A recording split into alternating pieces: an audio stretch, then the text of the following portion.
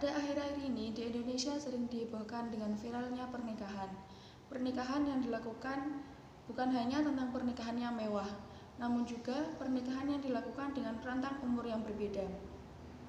Tidak hanya itu, pernikahan ini juga dilakukan oleh anak yang berada di bawah umur atau yang lebih kita kenal dengan pernikahan dini. Indonesia merupakan negara penyumbang kasus terbesar tertinggi ketujuh di dunia dan kedua di ASEAN. Di Indonesia, angka pernikahan dini atau pernikahan yang dilakukan oleh anak di bawah umur mencapai 23%. Perlu kita ketahui, fenomena pernikahan dini ini bukan hanya milik Indonesia di Asia, tapi menurut data UNICEF, pernikahan dini ini juga terjadi di seluruh dunia.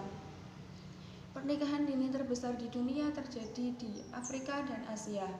Hal ini disebabkan oleh beberapa faktor, salah satunya yaitu faktor ekonomi.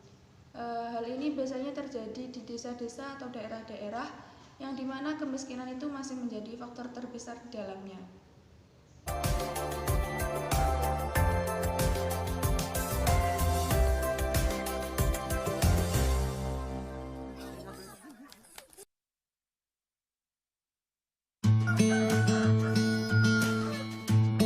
Sudah 3 tahun, keseharian Nur warga kampung Ciseel, Lebak, Banten diawali seperti ini, menyiapkan sang putra menjalani hari. Usianya kini baru 19 tahun. 2013 lalu ia menikah. Kondisi serupa dialami sang adik, Ruhana. Sama, ia menikah kala usianya 16 tahun. Ia kini tengah mengandung anak pertamanya. Di keluarga mereka, menikah dini dirasa jadi pilihan tepat usai lulus sekolah menengah pertama. Daripada bekerja ke kota atau melanjutkan sekolah. Tergantung, kalau yang punya biaya sekolah, kalau yang enggak mah yang kerja ke Jakarta, yang langsung nikah. Selain kemiskinan, daerah dengan pendapatan tertinggi dan ekonomi yang cukup mapan ini juga dapat melakukan tradisi pernikahan dini. Hal ini diperlukan adanya edukasi. Memang benar, pernikahan itu merupakan hal yang baik. Namun dalam hal ini juga harus diperhatikan kesiapan dari calon pengantin, baik dari kesiapan mental, fisik, maupun ekonominya. Pernikahan dalam usia seperti ini akan sangat banyak menimbulkan dampak dan akibat. Salah satunya yaitu akan timbulnya pertengkaran yang diakibatkan oleh ketidakdewasaan di antara kedua belah pihak. Hal ini dapat menyebabkan perceraian. Kenyataan seperti ini apabila dilanjutkan, bukannya tercipta keluarga yang sakinah mawaddah warahmah, tetapi juga dapat melenceng dari tujuan utama pernikahan, yaitu terciptanya keluarga yang harmonis, bahagia dunia dan akhirat. Dalam hukum hak asasi manusia atau HAM internasional, pada dasarnya tidak dibatasi mengenai usia pernikahan. Hal ini dikembalikan kepada perundang-undangan dari masing-masing negara. Ketentuan adat pun juga tidak dibahas secara detail mengenai batasan usia pernikahan.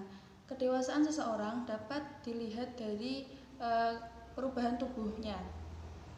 Apabila perempuan sudah mengalami menstruasi dan apabila laki-laki sudah timbul jangkun, maka hal itu dapat dianggap dia sudah dewasa. Di Indonesia, dalam pasal 61 Undang-Undang tentang HAM menyebutkan bahwa setiap anak berhak untuk beristirahat, bergaul dengan anak yang sebaya, bermain, berekreasi dan berkreasi sesuai minat dan bakat dan tingkat kecerdasannya demi pengembangan dirinya. Hal ini menyebutkan bahwasanya apabila masih dalam usia anak seharusnya masih diberi kebebasan untuk menentukan minat dan bakatnya.